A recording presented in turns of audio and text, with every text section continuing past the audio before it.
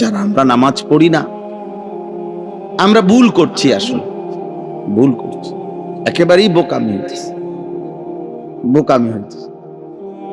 হাজারো চেষ্টা করেও মিথ্যার পাহাড় জমাইয়া, বাটপাড়ির পাহাড় জমাইয়া, অন্যায়ের পাহাড় জমাইয়াও কেউ তার চাহিদা পূরণ করতে পারে না। তো কাজে তার চাইতে ভালো দুনিয়া যাই পূরণ হোক, আখেরাত ঠিক করি, এটাই তো ভালো ছিল, এটাই তো উত্তম ছিল। এই জন্য বললাম, এটা আমাদের উচিত বুদ্ধিমান হিসাবে। আল্লাহ তাআলা কোরআনুল কারীমের মধ্যে কিশোর, যুবক, বুড়া, জওয়ান, মা বোন সবাইকে আল্লাহ বারবার বলছে, বান্দা শোনো, প্রকৃত পক্ষেই জীবন হলো আখিরাত। আখিরাত, ওয়া ইন্নাদ দারাল আখিরাতা লাহিয়াল হায়াওয়ান। আখিরাতই জীবন, আখিরাতই জীবন, আসল জিন্দেগি আখিরাত। অতএব এই হজ্জের এই বিধানটাও, কোরবানির বিধানটাও ইসলামের বিধান।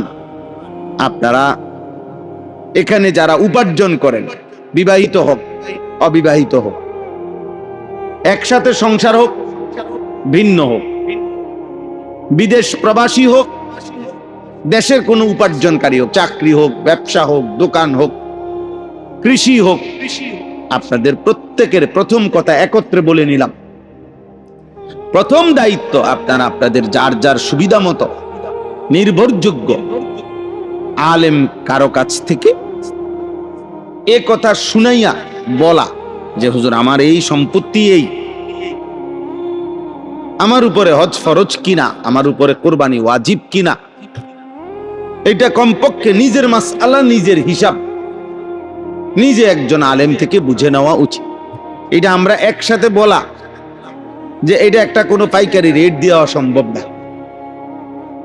বুঝেন? এটা হিসাব, যার যার হিসাব তার তার হিসাব। আপনার হিসাব আপনি না বললে আমি বলবো কেমন? আপনার মোট আয় ব্যয় কি আছে না আছে তা আমি বলতে হবে আমাকে, আপনি একজন আলেমকে শুনাইতে হবে, উনি না পারলে উনি আরো বড় হুজুর থেকে জেনে নিবে, উনি জেনে নিবে, উনি বুঝ করে দিব। আমাদের এটা উচিত।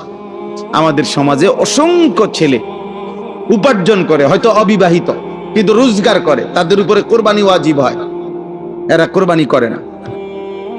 আমাদের দেশে অসংখ্য অগণিত ছেলে যারা বিদেশ থাকে, তাদের কাছে আয় আছে, তারা বাড়িতে ওই সারা বছর যে মাঝে মাঝে টাকা পাঠায়, কোরবানির বসেও 10,000 বাড়াইয়া 20,000 টাকা বাড়াইয়া বাড়িতে টাকা পাঠায়।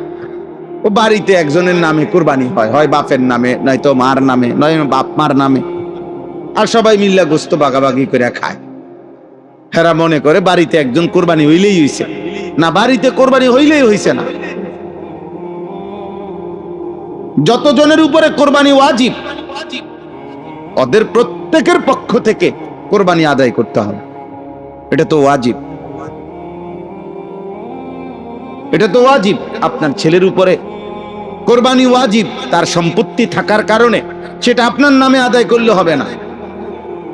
আবার আপনাকে সে দিবে না কেন? আপনি তার বাবা, তার মা, তো সে তো সারা বছরই টাকা দেয় বাপ মারে, তো এখনো দিবে। সংসারে যে টাকাটা দেয় সেটা তো আলাদা কথা। তো এরপরে যে সে জমায়, ব্যক্তিগত কম অল্প অল্প করে জমায়, তো ওইটা তার মালিকানা না? কথা বোঝেন নাই? তো ওই মালিকানার উপরে কোরবানি আসবে না, তো সেটা কখন আদায় করবে সে? আমরা বাইত কোরবানি হয়েছে, তোমরা বাইত কোরবানি হইলো নাকি? এজন্য এটা জরুরি বুঝা, খুব জরুরি। নবীজি সাল্লাল্লাহু আলাইহি ওয়াসাল্লাম বলেছেন, মান কানা লাহু সাআতুন ওয়া লাম ইউদাহি ফালা ইয়াকরাবান্না মুসাল্লানা।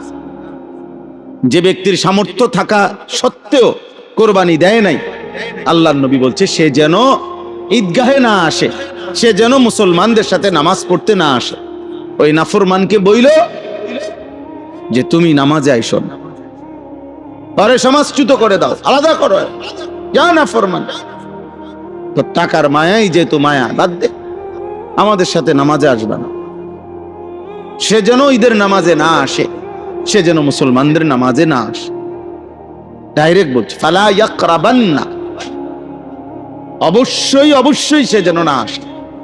লামে তাকিদ বা নুনে তাকিদ সাকিলা, মানে আরবি ভাষার খুব তাকিদ, গুরুত্ব, অবশ্যই অবশ্যই যেন না আসে। জামাতের টাইমে বাইরের মাইক বন্ধ করে দিবেন, আমরা এখানে একসাথে নামাজ পড়বো ইনশাআল্লাহ একটু পরে। তাইলে এটা জরুরি বিষয়। দেখেন, ফালা ইয়াকরাবান্না মুসাল্লানা, তারা যেন আমাদের ঈদগাহে, নবীজি বলছে অবশ্যই যেন না আসে, কাছেও যেন না আসে। ইয়াকরাবান্না তো কি, কাছেও যেন না আসে। তুই এলাকা তো আইবি না বেটা, মসজিদের দ্বারা কাছে আসবি, তুই বাদ ঘুমা, বা গোস্ত রান্ধা হইলে তোর মায়ে তোর উড়ে খাওয়াইবে। তোর তো টাকা দরকার, তোর আখিরাত দরকার না, বুঝেন না? বলবেও না হুজুরের কাছে, কোন আলেমের কাছে জিজ্ঞাসাও করবেন, জিজ্ঞাসাও করবেন। এজন্য দান সাদাকা নফল, এটা কম বেশ হইতে পারে। আমি আপনাকে বললাম মাদ্রাসায় দান করেন, কেউ 10 টাকা দিলেন, কেউ 1000 টাকা দিলেন, হইতে পারে, এটা তো দান সাদাকা নফল। কিন্তু যাকাত, হজ, কোরবানি এটা খামখেয়ালি না, এটা ফরজ ওয়াজিব। ফরজ এবং ওয়াজিবে বাড়তি করারও দরকার নাই, কমতি করারও অনুমতি নেই, অনুমতি নেই। আপনাকে যা ফরজ তাই করতে হবে, শরীয়ত নির্ধারণ করে দিছে। সম্পত্তি আপনার বাপেরও না, আমার বাপেরও না, সম্পত্তি আল্লাহর দেওয়া। ওয়াবতাগি ফীমা আতাকাল্লাহ, আল্লাহ বলছে আমি তোমাদেরকে যে সম্পত্তি দিয়েছি, যা আমি দিয়েছি, তা দ্বারা প্রথম তোমরা আদ-দার আল আখিরা, আখিরাতের ঘর জান্নাত তালাশ করো। সম্পদের প্রথম হক আখিরাত। আমার জান দিয়ে প্রথম দাবি আমার আখিরাত, আমার মালেরও প্রথম দাবি আখিরাত, আখিরাত, এরপরে দুনিয়া।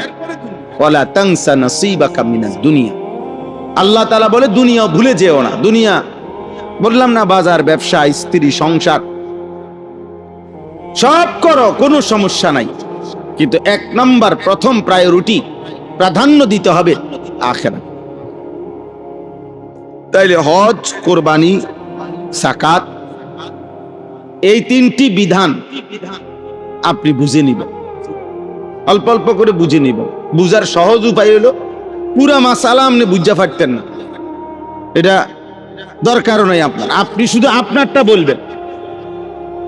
এখানে ডাক্তারের কাছে রোগী যতজন আইছে সবার রোগ কি আপনার বোঝনের দরকার নেই, আপনারটা আপনি শুধু চিকিৎসা নিয়ে নেন,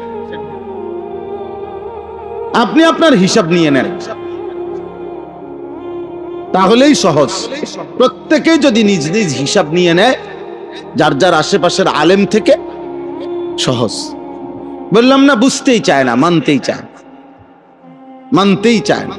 অথচ আল্লাহর ঘরে যাওয়া, কাবা শরীফ যাওয়া, বিশ্বাস করেন, যার কলিজার ভিতরে আল্লাহ পাকের ভালোবাসা আছে, মহব্বত আছে, তার হৃদয়ের একটা স্বপ্ন থাকা, কল্পনা থাকা যে আল্লাহর ঘর দেখা, আল্লাহর ঘর দেখা। নবীজি সাল্লাল্লাহু আলাইহি ওয়াসাল্লাম মক্কা থেকে যখন হিজরত করে মদিনায় গেছেন, তো হিজরতের 6 বছর পরে, মদিনায় যাওয়ার 6 বছর পরে নবীজি সাল্লাল্লাহু আলাইহি সাল্লাম একদিন সাহাবায়ে কেরামকে বলছেন সকালবেলা যে আমি গত রাত্রে স্বপ্নে দেখছি তোমাদেরকে নিয়ে আমি আল্লাহর ঘর তাওয়াফ করছি, উমরা করতেছি। তো সাহাবারা আল্লাহর ঘর থেকে যে আইসা পড়ছে মদিনায় মক্কাবাসীর কারণে, অত্যাচারে, তো এই কারো 6 বছর, কারো 7 বছর হয়ে গেছে। আজকে 6-7 বছর যাবত তারা আল্লাহর ঘর আর দেখে না। নবীজিও যায় নাই, কোন সাহাবারাও যায় নাই, ওনারা তো চলেই আসছে মদিনায়। 6 বছর পরে যখন নবীজি সাল্লাল্লাহু আলাইহি সাল্লাম আজকে বললেন যে তোমাদেরকে নিয়ে স্বপ্নে দেখছি আল্লাহর ঘর তাওয়াফ করছি, উমরা করতেছি। সাহাবায়ে কেরাম সাথে সাথে দাঁড়াইয়া, ইয়া রাসূলুল্লাহ, আমরা এখনই, এই বছরই, এখনই আমরা রেডি হইতেছি, আল্লাহর ঘরে যাব। সাহাবায়ে কেরাম বুঝতেন নবীজি সাল্লাল্লাহু আলাইহি ওয়াসাল্লামের স্বপ্ন ওয়াহী। সমস্ত নবীদের স্বপ্ন কি? ওয়াহী। ওনাদের স্বপ্ন খামখেয়ালি না, আমাদের জানতেন কারো স্বপ্ন না। যেমন ইব্রাহিম আলাইহিস সালাম, উনি বলছেন ওনার ছেলে ইসমাঈলকে, আমি স্বপ্নে দেখেছি, ইন্নী আরা ফিল মানামি, আমি স্বপ্নে দেখছি তোমাকে জবাই করতেছি আল্লাহর হুকুমে। তো ছেলে ইসমাঈল এটা বলে নাই যে আব্বা, মাত্র 8-10 বছর, 12 বছরের ছেলে, ইমানদারের সন্তান, উনি বুঝে, এই এত ছোট বয়সে উনি বুঝে যে নবীর স্বপ্ন ওয়াহী, নবীর স্বপ্ন মামুলি কিছু না। এই জন্য ইসমাঈল বলছে, আব্বা আমি রেডি, আপনি এখনই পালন করেন, ইয়া আবাতি ফাআল মা তু'মার, আল্লাহর হুকুম পালন করেন। অথচ উনিও বলতে পারতেন, আব্বা আরে স্বপ্নে তো কত কিছুই দেখ, স্বপ্নে তো মানুষ আমেরিকা বাইতলে স্বপ্নে দেখলেও নাকি। ছেলেও তো বলতে পারতো, আব্বা স্বপ্ন তো স্বপ্নই, এটা নিয়ে পড়ে থাকার কি না। ইব্রাহিম আলাইহিস সালামও বুঝছেন আমার স্বপ্ন এটা ওয়াহী, ইসমাঈলও বুঝছেন আমার স্বপ্ন কি? ওয়াহী। তো আজকে যখন নবী সাল্লাল্লাহু আলাইহি সাল্লাম বললেন আমি স্বপ্নে দেখছি তোমাদেরকে নিয়ে আল্লাহর ঘর তাওয়াফ করছি, সাহাবারা বুঝছেন এটা নবীর স্বপ্ন ওয়াহী, অতএব ওনারা রেডি হয়ে গেছে। আল্লাহর নবী সাল্লাল্লাহু আলাইহি সাল্লাম 1400 কিংবা 1500 সাহাবী নিয়ে মদিনা থেকে মক্কার উদ্দেশ্যে আল্লাহর ঘর তাওয়াফ করবে, উমরা করবে, এই উদ্দেশ্যে নবীজি সাল্লাল্লাহু আলাইহি সাল্লাম রওনা দিয়েছেন।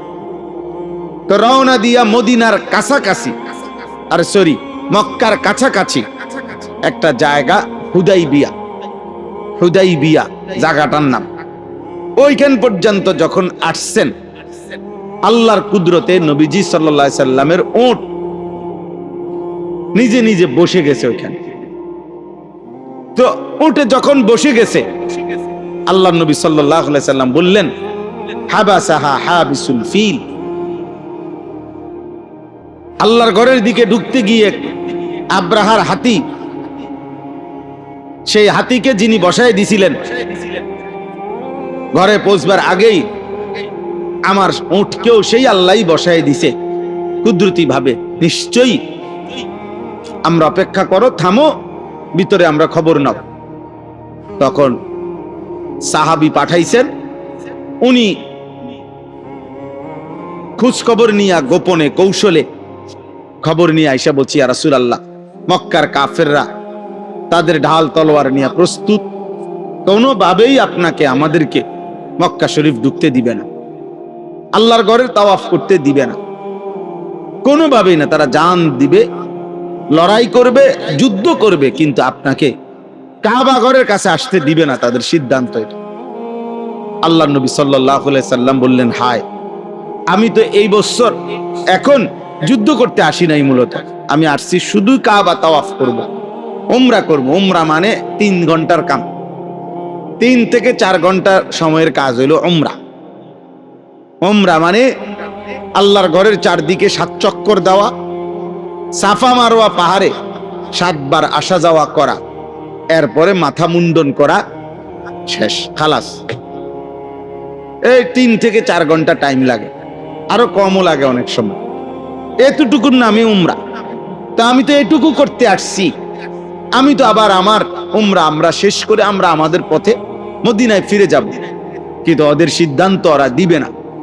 শেষ পর্যন্ত এই হুদাইবিয়া নামক জায়গায় নবীজি তাবু ফেলছেন, এবং অনেক ঘটনার পরে, অনেক কথাবার্তার পরে যাইতে দেয় নাই। নবী সাল্লাল্লাহু আলাইহি সাল্লামের সাথে তারা মক্কাবাসী চুক্তি করছেন, এইটাকেই বলা হয় হুদাইবিয়ার সন্ধি।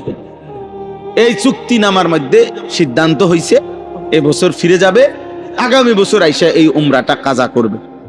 এবং নবীজি সাল্লাল্লাহু আলাইহি সাল্লাম পরের বছর আইসা এই উমরাটা কাজা করছেন, সাহাবাদেরকে নিয়ে উমরা করছেন। পরে কিন্তু এই যে আল্লাহর ঘরে ঢুকতে বাধা দিল এরা, তো এখানে তাদের কয়েকটা কাজ করলো। এক নাম্বার হলো এরা আল্লাহর সাথে, এই মক্কাবাসী প্রথম হলো এরা আল্লাহর সাথে কুফরি করলো, এরা তো কাফের মুশরিক। 2 নাম্বার, যে মানুষগুলো আল্লাহর পথে চলতে চায়, ইসলামের পথে, তারা তাকে আল্লাহর পথে চলতে তাদেরকে বাধা দিচ্ছে। 3 নাম্বার, আল্লাহর ঘর মসজিদ, মসজিদে হারাম কাবা, আল্লাহ তাআলা সৃষ্টির শুরু থেকে কিয়ামত পর্যন্তের জন্য এটা ভিতরে যারা বসবাস করে এই কাবার আশেপাশে এবং বাহিরের থেকে যারা এটার ভিতরে ঢোকে এই মক্কা নগরীতে, সবার জন্য আল্লাহ তাআলা কিয়ামত পর্যন্তের জন্য এই কাবা, মসজিদে হারাম এবং হজ্জের সাথে সংশ্লিষ্ট যেই জায়গাগুলো, কাবা, মসজিদে হারাম, সাফা মারওয়া, মিনা, আরাফা, মুজদালিফা, এই জায়গাগুলো কিয়ামত পর্যন্তের জন্য গোটা পৃথিবীবাসীর জন্য, ইমানদারদের জন্য ওয়াকফ, মুক্ত, সবার জন্য অনুমতি। এখানে কারো অধিকার নাই আটকাইয়া রাখা, বাধা দেওয়া। অথচ এই মানুষগুলো তারা তো মক্কার মসজিদে হারামের পাশে থাকে না, শুধু তোমাকে থাকতে দিছি আমি, আর তোমরা আমার বান্দারা আসতে চায়, তোমরা তাদেরকে বাধা দিচ্ছ। এই অধিকার কই পাইলা? কেউই পাইলা। তদুপরি সিদ্ধান্ত নিছে যে কাবার চত্বরে মসজিদে হারামের কাছে যদি ওরা আসে, রক্তপাত করবে, এদেরকে হত্যা করবে, মুসলমানদেরকে। আল্লাহ তাআলা বলেন, আমার ঘরের কাছে এই ধর্মদ্রোহী, আল্লাহদ্রোহী কাজ, এত বড় জুলুম, এই ইচ্ছা পোষণ করলা কেমনে? আল্লাহ তাআলা এখানে 4টি অপরাধের বর্ণনা দিছে। 1 নাম্বার, যারা কুফরি করলো। 2 নাম্বার, যারা আমার বান্দাদেরকে আল্লাহর পথে চলতে বাধা দিল। 3 নাম্বার, যারা সবার জন্য অনুমতি যেই মসজিদে হারাম সেখানে ঢুকতে বাধা দিল। 4 নাম্বার, আমার হারামের সীমানার মধ্যে যারা আমি আল্লাহর হুকুমের লঙ্ঘন করে জুলুম অত্যাচারের ইচ্ছা পোষণ করলো, আল্লাহ দ্রোহী কাজের, আমি এই সমস্ত নাফরমানকে বললাম নুযিকহু মিন আযাবিন আলীম, আমি তাদেরকে অত্যন্ত ভয়ানক মর্মান্তিক শাস্তি দেব। এইটা হলো এই প্রথম আয়াত। এতক্ষণ এই বুঝাইলাম।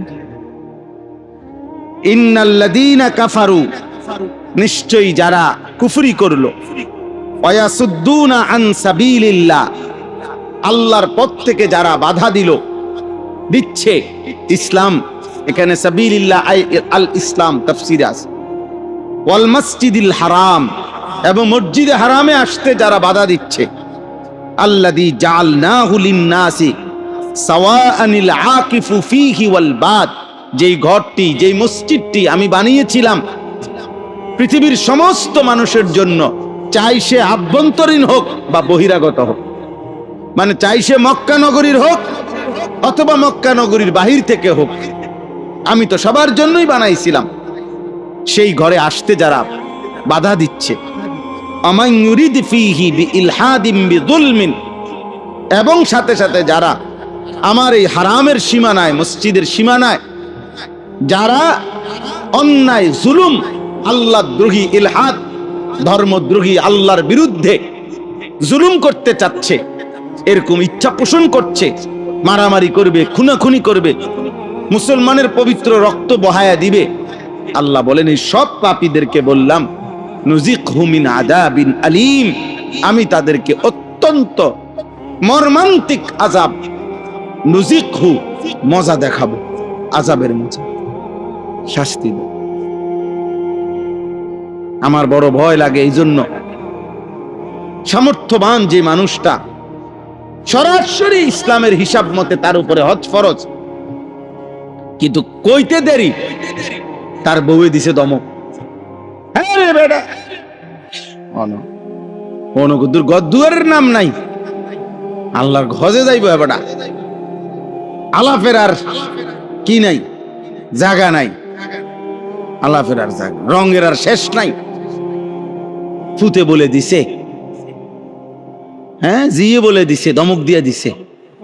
অর্থাৎ এবার আসতে ফুতের ভয়ে, জিয়ের ভয়ে, বউয়ের ভয়ে উনি দৈমা গেছেন, থেমে গেছেন। আর ওরা বাধা দিয়ে দিল আল্লাহর ঘরে যাইতে, মসজিদে হারামে যাই। ওদের পরিণতিটা কি হবে? এই নাফরমানদের পরিণতি কি হবে? তাইলে আপনারা বলেন, আপনারা আপনাদের ছেলে মেয়ের বিয়ে, বিদেশ, বিল্ডিং, সংসার, এর সাথে হজ্জের বিধানকে ফিরায় দিলেন, ফেলে দিলেন, বাদ দিয়ে দিলেন। আপনারা কাজটা কি করলেন? কার বুদ্ধিতে করলেন? কার পরামর্শে করলেন? কার দমকে করলেন? বুঝতেও চাইলেন না কেন? কেন বুঝতেও চাইলেন না? কেন বুঝতেও চাইলেন? আপনাকে আমি একটা ছোট্ট হিসাব বলি, একটা হিসাব বললে বুঝবেন। অনেক উদাহরণ আমি আগেই বলছি, প্রত্যেকের দায়িত্ব হলো নিজেরটা নিজে কি করে নেওয়া, বুঝে নাও। বাকি আমি একটা উদাহরণ, কমন উদাহরণ দিই, তাহলে বুঝবেন।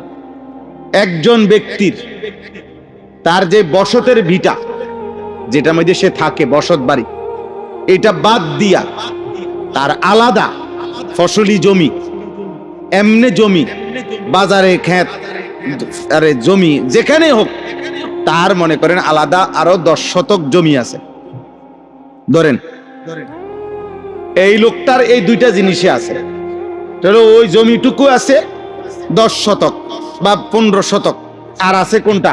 এই বসত বাড়িটা। এই বেচারার উপার্জনের আর কিছু নাই। ওই যে ওইখান থেকে যে ফসল হয়, ওইটুকু দিয়েই সংসার চলে ধরেন। এখানে চাষবাস করে এই বেচারা কি খায়। কিন্তু যেটুকু জমি তার আছে অতিরিক্ত, এইটুকু জমিকে এক অংশ যদি বিক্রি করে, 4 শতক, 5 শতক, 3 শতক, তাহলে হজে যাওয়ার আসার যে খরচ এবং কয়দিনের বউ বাচ্চার সংসার খরচ আর চলবে। আর ওই যেটুকু জায়গা থাইকা যাবে, এটুকু দিয়েও ইচ্ছা করলে তার সংসার পরবর্তীতে হে দেশে আইলে সংসার চালাইতে পারবে। বুঝেন নাই কথা? আবার বলেন যে মনে করেন 10 শতক, তো এখন হজ্জের স্বাভাবিক মধ্যম মানের টাকা দিয়ে যদি কেউ হজ্জে যায়, তাইলে খরচ হয় 6 থেকে 6.5 লাখ টাকা। বুঝছেন? এই বছরের হিসাবটা ধরলাম আর কি আমি, 6 থেকে 6.5 লাখ টাকা হইলো মধ্যম মানের, মোটামুটি প্রায় ইজিলি যাওয়া যায়। তো এই ধরেন 6.5 লাখ টাকা। এরপরে এই বেচারার এই 1.5 মাস 45 দিন সংসারের খরচাপাতি লইয়া চলতে এখানে লাগতে পারে মনে করেন আরো 1 লাখ টাকা। আচ্ছা ধরলাম 1.5 লাখ টাকা, ধরলাম 2 লাখ টাকা, বুঝেন না? সংসার খরচ লাগবে। তাহলে 6.5 আর 2 লাখে কত? 8.5 লাখ টাকা। কথা বুঝছেন? এখন ওই 10 শতক জায়গার 3 শতকের দাম মনে করেন 3 লাখ টাকা করে, 9 লাখ টাকা মনে করেন বিক্রি করা যাবে। 4 শতকও বেচা যাইলে মনে করেন 4 দুগুণে 8 লাখ টাকা, 2 লাখ টাকা করেও শতক হইলে তো 8 লাখ টাকা। তাইলে এই 4 শতক বিক্রি করলে সে হজে যাওয়া আসা এবং এই 1.5 মাসের পরিবারের খরচ দিয়া হবে কিনা? হবে। আর ওই যে 6 শতক জমি রইছে, আর কোথাও কোনো টাকা নাই, দোকান নাই, ব্যবসা নাই, চাকরি নাই, বিদেশ ফুট নাই, আর কোথাও থেকে 10 টাকা পাওয়ার কোনো সম্ভাবনা তার নাই। শুধু আর ওই 6 শতক জমি আছে, 7 শতক জমি থাইকে যাইব, এটুকু বেচলে আরে থাকলে এটুকু দিয়েও সে 4 জন মানুষের সংসার চালাইতে পারবে। তো নিশ্চিত শরীয়তের বিধান এই মুসলমানের উপরে হজ ফরজ।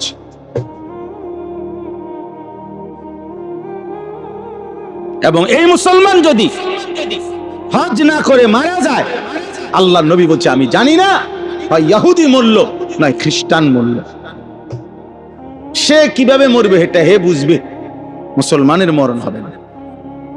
এবার বলে, একটা শুধু স্যাম্পল দেখাইলাম, এখন বলেন তো কি পরিমাণ মুসলমানের উপরে হজ ফরজ? কথা কোন হেবারাজি মস্কারি করে, আমাদের দেশে মানুষ মস্কারি করে না। গেলাম হইলে আরে কার মনে না চায় আল্লাহর ঘরে চাইতো, কার মনে না চায়? হ্যাঁ, আজ যা 60 বছর লাগাইয়া 4 ফুট আল্লাহ আল্লাহ করে বিদেশ পাঠাইছি, কদুর ঘর করছি, মাইয়া গুণ বিয়া দিছি, চারিদিক দিয়ে আল্লাহর রহমতে অবসর হইছি। এখন যদি ফুট গুণরে নিজে মানুষ করলাম, টাকা পয়সার মিল করে দিলাম, বিদেশ পাঠাইলাম, এখন এরা যদি কেউ দয়া করে তাকে যদি আল্লাহ লোয়ায়, তারা যদি আমারে হজে পাঠায়, বাফেরে হজ করায়, তাইলে তো যাইলাম, হইলে তাইলে তো যাইলাম, নইলে না হুজুর, নাইলে আমি করতে কি তা, আমার তো কিচ্ছু নাই, আমার তো কিচ্ছু নাই, সব তো দিয়া লাইছি জিফুতে, আপনার কিচ্ছু নাই। এই যে কথাটা বললেন, কি বললেন? এটা কি বললেন? আপনি জীবিত থাকাকালীন আপনার সম্পত্তির মালিকানা সন্তান হইতে পারে? তাইলে তাহলে এগুলোর মালিক আপনি না? কথা কয় না?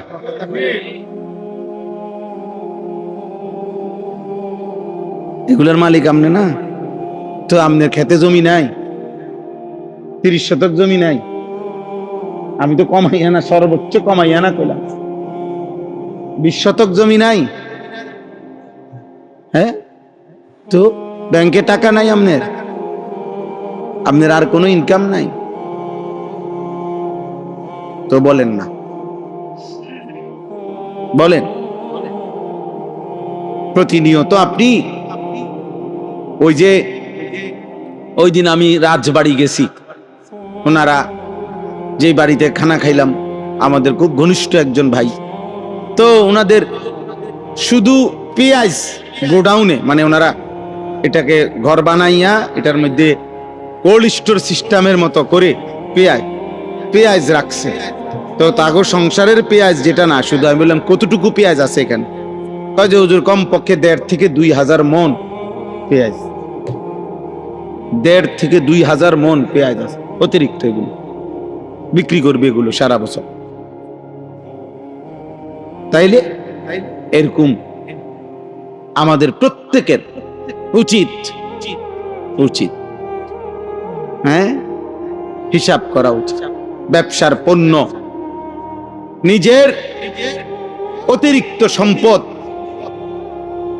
হজ ফরজ হওয়ার ক্ষেত্রে গুরুত্বপূর্ণ, কোরবানির ক্ষেত্রে গুরুত্বপূর্ণ। 52.5 বড়ি রূপার দাম সর্বোচ্চ, 1 বড়ি রূপার দাম যদি এখনকার বাজার অনেক বেশি, একারে বেশিও যদি হয়, তাইলে 7,000 টাকা। আগে অনেক কম ছিল, 700, 800, 1200 টাকা ছিল রূপার বড়ি। এখন শুনলাম কত কইলো ওই দিন কে, 5,000 ধরো, তাইলে আচ্ছা ধরো 5,000, তাহলে 52 বড়ির দাম কত আসে? বসি হিসাব করো, 5 52 পূরণ দাও, 2,60,000, আরো 2,500 কও, তাহলে 2,62,500। আরো অর্ধ বড়ির দাম ধরবে না, 5,000-এর অর্ধেক, তাহলে 2,500, কত হয়েছে? 2,62,500। এই 2,62,500 টাকা আমরা সর্বোচ্চ রেট ধরলাম। ঈদের 3 দিন, কোরবানির ঈদের 3 দিন যদি কারো কাছে 3 দিনের প্রথম দিনের ফজরের ওয়াক্ত থেকে, সুবহে সাদিক থেকে যে কোনো সময়ে তৃতীয় দিন মাগরিব পর্যন্ত কারো কাছে যদি তার এই সংসারের স্বাভাবিক খরচ, স্বাভাবিক যে খরচাপাতি, ওষুধপত্র, এর অতিরিক্ত কারো কাছে যদি জমা থাকে এই পরিমাণ টাকা, তার উপরে কোরবানি ওয়াজিব। 2,62,500 টাকা ধরে। আগে 1 বছর না, ওই দিনকা আমি আপনার কাছে 3 লাখ টাকা পাই, এই ঈদের দিনটি একটা বাইতাইয়া দিছে, বোঝেন নাই কথা? অতিরিক্ত এখন আপনার এই টাকাটা ছাড়াও আপনার বাজার সংসারের খরচাপাতি চলা, অতিরিক্ত টাকা আপনার উপর কোরবানি ওয়াজিব।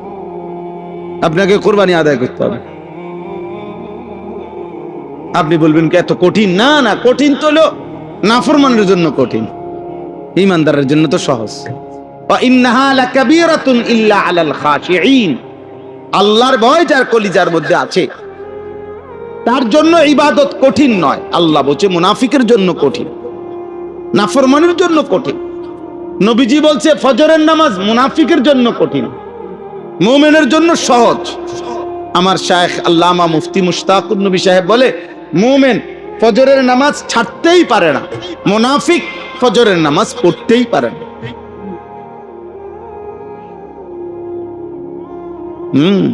যে বুঝে জীবন মানে আমার আল্লাহর হুকুম পালন, তাহলে আমার শরীরে যা হুকুম তাও পালন করতে হবে, আমার সম্পত্তির মধ্যে আল্লাহর হুকুম যা তাও পালন করতে হবে। এটা সোজা বাংলা। আর নাফরমান তার কাছে 1 টাকাও, 100 টাকা, 10 টাকা দান করাও তার জন্য কঠিন। 10 টাকা অসংখ্য মসজিদের মধ্যে দান করে যে দেখবেন শুক্রবারের যে টাকাটা উঠায়, সবচেয়ে মনে হয় যেন পুরা ইউনিয়নের যত অসল টাকাগুলো এক চান্সে শুক্রবার দিন এগুলা মসজিদে ঢুকে যায়। যে যেখান দিয়ে চালাইতে পারে না ওইখান দিয়ে অসল টাকা, ছিঁড়া বিরা টাকা, মানে না পারতে তার কলজা ছিঁড়া গেছে এই 5টা টাকা দিতে, না পারতে বহুত খুঁজা সবচেয়ে ছিঁড়া টাকাটা মসজিদের মধ্যে দিচ্ছে। কত কলিজার মধ্যে আখিরাত নেই। সাহাবায়ে কেরাম নবীজির জামানায় একবার শুধু সাহাবায়ে কেরাম মসজিদে নববীতে যে গরিব সাহাবীরা থাকতেন সুফা, ওনাদেরকে খেজুর সাহাবারা দিতেন, খেজুর আইনা রাখিয়া যাইতেন আর কি, ওনারা খাইতেন। একদিন শুধু খেজুরের ছড়া রাখছেন একজন সাহাবী। ওই খেজুরের ছড়া যেটা কলার ছড়ির মতো, এই ছড়ির মধ্যে খেজুর নষ্ট, দুর্বল খেজুর, ভালোগুলা না, মানে বাচ্চা মনে বুঝা গেছে যে শরীরের খেজুর গুলো একটু কি দুর্বল, ওইটি রাখা গেছে। এই এতটুকুর কারণে কোরআনুল কারীমে আল্লাহ তাআলা 4 নাম্বার পারা আছে, আল্লাহ তাআলা এই যে সরাসরি কোরআনের আয়াত নাজিল করে বললেন, লান তানালুল বিররা হাত্তা তুনফিকু মিম্মা তুহিব্বুন। বান্দা শোনো, যতক্ষণ পর্যন্ত সবচেয়ে প্রিয় যা তা আল্লাহর পথে ব্যয় না করবা, কশিন কালেও নেকি পাবা না। লান তানালুল বিররা, নফি তাকিদ বলান, কোনোভাবেই নেকি মিলবে না। কি সাহাবায়ে কেরাম এইভাবে সতর্ক করছেন নবীজি। আরে আল্লাহ কোরআনে সতর্ক করছে। এই জন্য বললাম আল্লাহর ঘর থেকে বাধাগ্রস্ত করা এটা কত বড় সাংঘাতিক পাপ, কত বড় সাংঘাতিক পাপ, কত বড় পাপ। আমাদের প্রত্যেকের উচিত। এবার দেখেন আল্লাহ বলেন, এইবার তরজমা বলি শেষ। ওয়াইদ বাওয়ানা লিইব্রাহিমা মাকানাল বাইতি আল্লা তুশরিক বি শাইআ ওয়া তাহহির বাইতিয়া লিত-তাইফিন ওয়াল কাইমিন ওয়ার রুকআইস সুজুদ। আল্লাহ বলেন, শোনো বান্দা, পৃথিবীবাসী শোনো, আমি আল্লাহ নিজে আমার ঘর কাবা, আমি নূহ আলাইহিস সালামের জামানায় তুফানের সময় উঠায় নিছিলাম উপরের অংশটা, আবার সেই ঘরের জায়গাটা ইব্রাহিমকে আমি আল্লাহ তাআলা নিজে ওই ঘরের স্থান, দৈর্ঘ্য, প্রস্থ, সীমানা নির্ধারণ করে দেখাইয়ে দিছি, বলে দিছি যে আমার ঘর তুমি আবার নির্মাণ করো, আর নির্মাণ করে পৃথিবীবাসীকে ঘোষণা দিয়ে দাও এই ঘরের মধ্যে, এই ঘরের ইবাদতে কোনোভাবে কেউ যেন আমি আল্লাহর সাথে শিরিক না করে, আর কিয়ামত পর্যন্তের জন্য এই ঘরকে যেন পবিত্র রাখে। আমার বান্দারা এর চারদিকে তাওয়াফ করবে, কেউ দাঁড়িয়ে নামাজ পড়বে, কেউ রুকু সেজদায় আমার বন্দিগি করবে। যতজন আমার ইবাদত, আমার বন্দিগি করতে চায় তাদের জন্য আমার ঘরকে কিয়ামত পর্যন্তের জন্য পবিত্র করে দাও। আমার বান্দারা আসবে।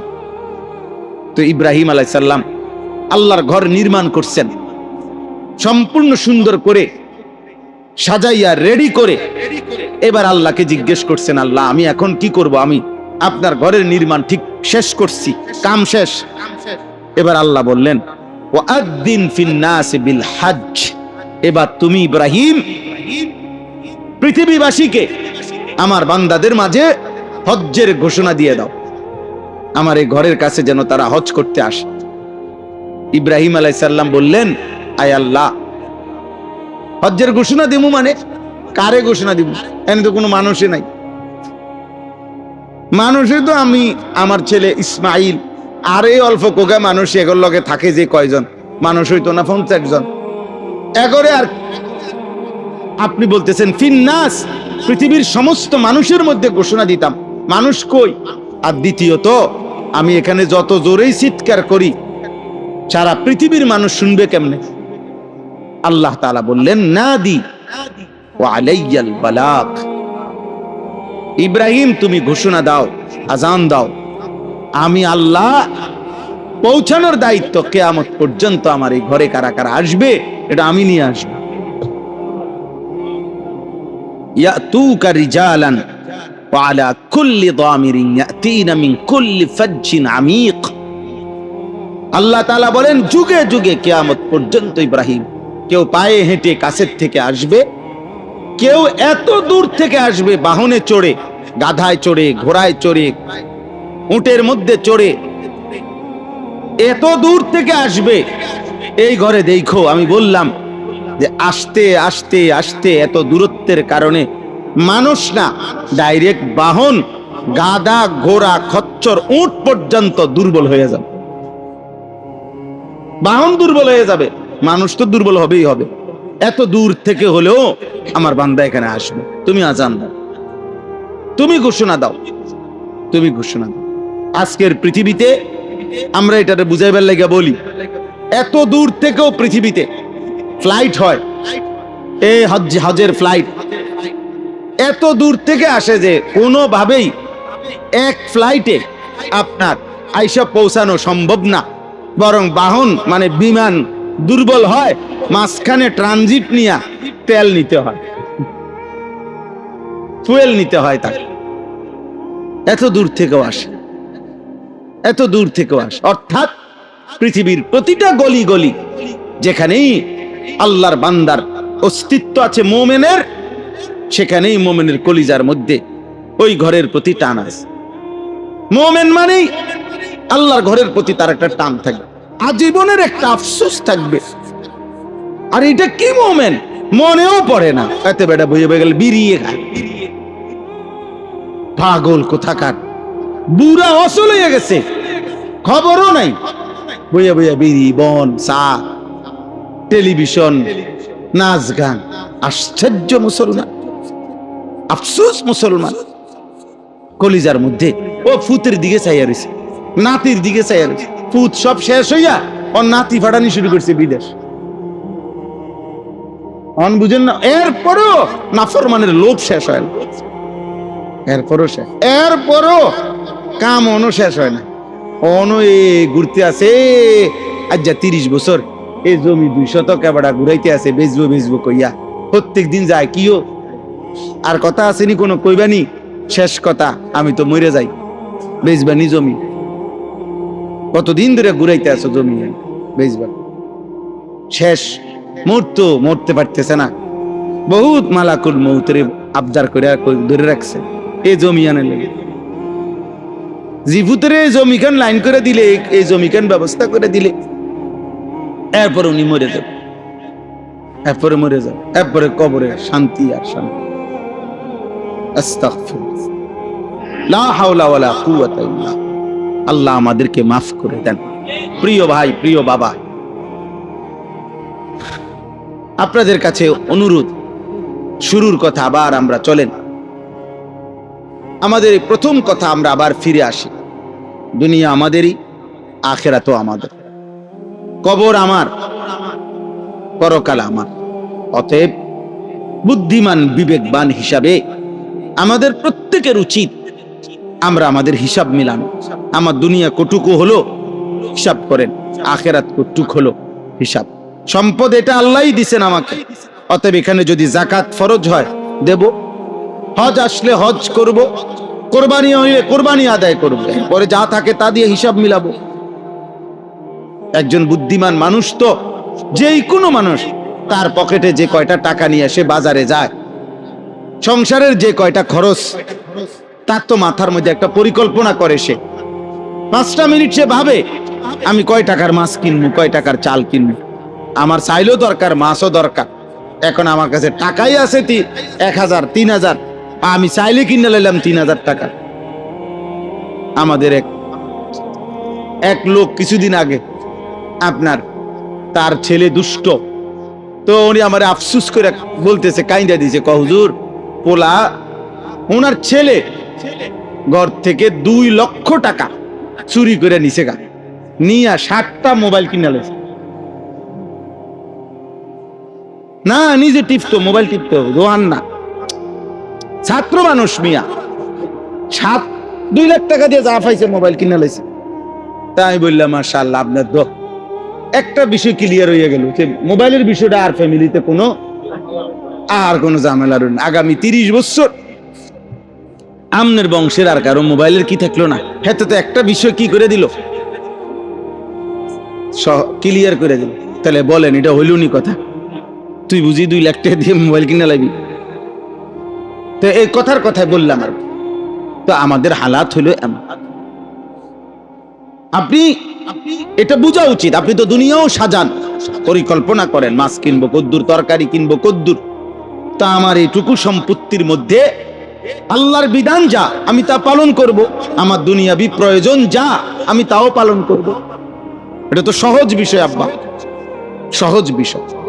এই জন্য প্রতিনিয়ত মনে রাখবেন, একজন মুমিন, একজন ইমানদার মুসলমান, তার প্রত্যেক দিনের রানিং ডিউটি 2টা। এক, মুসলমান মানেই প্রতিদিন নামাজ পড়ে, মুসলমান মানেই প্রতিনিয়ত নিয়মিত দান করে, খরচ করে আল্লাহর রাস্তায়। মনে রাখেন এটা। দান সাদাকা সিজন নাই, নামাজেরও সিজন নাই। নামাজ সারা বছর, প্রতিদিন আল্লাহর পথে খরচ, প্রতিদিন সাদাকা, প্রতিদিন। যখন বছর শেষে যাকাত আসবে যাকাত দেব, জীবনে যখন একবার হজ ফরজ হবে হজ করব, বছরে প্রতি বছর একবার যখন কোরবানি ওয়াজিব হবে কোরবানি করব, আর প্রতিনিয়ত আল্লাহর পথে নফল সাদাকা করতে থাকব। রমজানের রোজা সিজনে, হজ সিজনে, যাকাত বছরে একবার সিজনে, কিন্তু দান সাদাকা নিয়মিত, নামাজ নিয়মিত। এই জন্য আপনারা এই অভ্যাস করেন, পরিমাণ আপনি নির্ধারণ করবেন। আল্লাহর পথে খরচ করবে, কেউ 10 টাকা খরচ করবে, কেউ 10 লাখ টাকা খরচ করবে, কিন্তু খরচ করবে প্রতিদিন। এটা মুমিনের সিফাত, মুমিনের বৈশিষ্ট্য। রাসূলুল্লাহ সাল্লাল্লাহু আলাইহি সাল্লাম বলেন, এই কিতাবে আছে, আল্লাহ নবী বলেন, ইত্তাকুজ যুলম, জুলুম থেকে বাঁচো, ফা ইন্না যুলমা যুলমাতুন ইয়াউমাল কিয়ামা, প্রত্যেকটা জুলুম কিয়ামতের দিন তোমার জন্য অন্ধকার হয়ে যাবে। এরপরে নবীজি বলেন, ওয়াত্তাকুশ শুহা, কৃপণতা থেকে বাঁচো, ফা ইন্না শুহা আহলাকা মান কানা ক্বাবলাকুম, তোমাদের পূর্বের জাতিদেরকে আল্লাহ কৃপণতার কারণে ধ্বংস করে দিয়েছে। আপনি খরচ করেন, আনফিক উনফাক। নবীজি সাল্লাল্লাহু আলাইহি সাল্লাম বলছেন, আল্লাহ বলে হাদিসে কুদসি, বান্দা তুমি আমার জন্য খরচ করো, আমি তোমার জন্য খরচ করব। তুমি আমাকে দাও, আমি তোমাকে দেব, আমি তোমাকে দেব, আমি তোমাকে দেব। তোমার যা দিচ্ছ দান, এটা তো আমিই দিছি, আল্লাহ দিছে না? কথা বলেন। আপনি যে 10 টাকা দান করলেন, এই 10 টাকা আপনি কোত্থেকে আনলেন? আপনি যে 10,000 টাকা দান করলেন, এই 10,000 টাকা কোত্থেকে আনলেন? আল্লাহ দিছেন, আল্লাহ দিছে, আল্লাহ আবার দিবে। যিনি এখন 10,000 দিতে পারছে, তো তিনি আবার দিতে পারবে না? কথা বলেন না? তো এটা শেষ হয়ে গেলে আর পাবেন না, তো আপনি এরপরে কি মরে যাবেন? তো আগের বার আল্লাহ দিছে না, তো পরের বার কে দিবে? তো আর অসুবিধা কি এখানে? যত সহজ, এটা বুঝতে হবে, এটা ভাবতে হবে, আলহামদুলিল্লাহ চেষ্টা করতে হবে। নিজের জীবনে। আমাদের এটা অভ্যাস বানানো উচিত, কম বেশি সাদাকা প্রতিনিয়ত করা। আল্লাহ নবী বলছে যত সাদাকা করবা তত বালা মুসিবত পেরেশানি অভাব অস্থিরতা দূর হয়ে যাবে। নবীজি হাদিসে বলছে, এই হাদিসটাই বলছি, নবীজি বলছে তোমরা বারবার হজ করো, বারবার উমরা করো। নবীজি ওয়াদা দিছে তাবিউ, একটার পর একটা হজ করো, একটার পর একটা উমরা করো, কি হবে? আল্লাহ নবী বলছে নিশ্চয়ই হজ এবং উমরা অভাব এবং গুনাহ এভাবে মিটিয়ে দেয়, মুছে দেয়। অভাব এভাবে দূর করে দেয়, গুনাহ এভাবে দূর করে দেয় যে লোহা যেমন আগুনের মধ্যে পোড়াইলে, অথবা স্বর্ণ যেমন আগুনে পোড়াইলে, রৌপ্য যেমন আগুনে পোড়াইলে ওইখান থেকে ঝংকার খাদ যেভাবে একদম সরে যায়, আল্লাহ নবী সাল্লাল্লাহু আলাইহি সাল্লাম বলছে হজ এবং উমরা অভাব এবং গুনাহ এভাবে দূর করে দেয়, এভাবে দূর করে। فإنهما ينفيان الفقر والذنوب كما ينفي الكير خبث الحديد والذهب والفضة। আল্লাহ নবী সাল্লাল্লাহু আলাইহি সাল্লাম বলেছেন, এজন্য আমরা এই আজকের এই ছোট্ট, আমি মাওলানা ইয়াসিন জাফরি, তার এই মাদ্রাসা আমাদেরই মাদ্রাসা। আলহামদুলিল্লাহ আমি বলছিলাম যে যেদিনে ফাঁক পাই বলমু, একদিন এই মনে কয়দিন আগে বললাম মজলিস হোক করে, বৃষ্টি হোক তুফান হোক যা হয়, একজন হোক 10 জন হোক, এটা বাচ্চারাও পড়বে তো আপনারাও শুনবেন। আপনাদেরও আজকে কিছু জানা হলো না, কথা বলেন না কেন? কে ভাবছিল 6 মাস আগে, 1 বছর আগে, হ্যাঁ এখানে আমরা ভাই সহ কাকা সহ আসছি দেখতে, রাত্রে ওটার লাইট, মাহিন কাকার লাইট দিয়ে ওটার লাইট দিয়ে ওটা এখানে দেখাইছে, ওখানে দেখাইছে, অন্ধকারের ভিতরে। কেউ ভাবে নাই এখানে মাদ্রাসা হবে, এখানে আপনারা বসবেন, আল্লাহর কোরআন পড়বে, এই ছোট্ট মাসুম বাচ্চা আল্লাহর কোরআন শোনাবে এই মাদ্রাসায় পড়ে, এরকম বাঁশমুড়ার তলে। কে ভাবছে রে আব্বা? কিন্তু আসমানওয়ালা ঠিকই ফয়সালা করছে, আল্লাহ ফয়সালা করছে। এই জন্য আপনারা প্রত্যেকে এই মাদ্রাসাটাকে নতুন মাদ্রাসা, ব্যক্তিগতভাবে আমরাও আন্তরিকভাবে সহযোগিতা করার চেষ্টা করি, মহব্বত করি, দোয়াও করি। আপনাদের সবার কাছে আমার অনুরোধ, আমাদের এই হাদিউল উলুম মাদ্রাসা আপনার আন্তরিকতার সাথে নিয়মিত প্রতিনিয়ত এই মাদ্রাসায় দান করবেন। বলেন ইনশাআল্লাহ, বলেন ইনশাআল্লাহ। মাদ্রাসার এই ঘরটা তাৎক্ষণিক করতে হইছে, জায়গা হচ্ছে না কোনোভাবেই। আমারে আবার জিজ্ঞাসা করছে মাদ্রাসায় গিয়া, আমি বলছি করেন, পরে আবার হিসাব দিছে, প্রায় কাজ করে টোরে এই পর্যন্ত 1,90,000 টাকা এখনো কর্জ আছে। কে কে টাকা পায় এগুলো পর্যন্ত আমার কাছে কাগজে হিসাবে সব লিখে দিছে। তো আল্লাহর কাছে আমরা দোয়াও করছি, আমরা সবাই মিলে প্রত্যেকে। আমার একটা অনুরোধ, আপনারা দান করেন, সবাই দেন, আপনারা সারা বছরই দেন, চারিদিকেই দেন। আমাদের এই ছোট্ট মাদ্রাসাটাতেও ইনশাআল্লাহ আপনারা যদি একটু একটু করে সহযোগিতা করেন, কমপক্ষে যদি বলেন মুখে আমি শুনলাম, এরপরে দোয়া করলাম যে হুজুর আমি ইনশাআল্লাহ 5,000 টাকা দেব, 2,000 টাকা দেব, 10,000 টাকা দেব, আপনি নিয়ত করে বলেন, আপনি দিলেই পাবে মাদ্রাসা, না দিলেও কোনো অসুবিধা নেই।